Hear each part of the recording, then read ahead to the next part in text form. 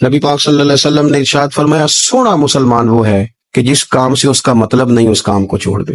اور نبی کریم صلی اللہ علیہ وسلم نے فرمایا قیامت کے دن زیادہ گناہ ان لوگوں کے ہوں گے جو زیادہ فضول باتیں کرتے تھے، ان کے گناہ زیادہ ہوں۔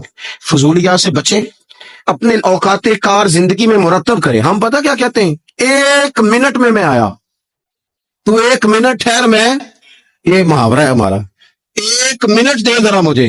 تو میں اکثر دوستوں سے کہتا ہوں کہ جو 1 منٹ ہے نا، اسے کیوں ضائع کرتے ہو؟ کیوں کہتے ہو 1 منٹ ٹھہر؟ کیوں ٹھہرے بھائی؟ آپ کو پتا ہے منٹ میں کیا ہوتا ہے؟ 1 منٹ میں 6 دفعہ سورۃ اخلاص پڑھی جا سکتی ہے اور 2 قرآن پاک پڑھنے کا ثواب ہے۔ 1 منٹ کے اندر 26 مرتبہ کہا جا سکتا ہے سبحان اللہ و بحمدہ سبحان اللہ العظیم۔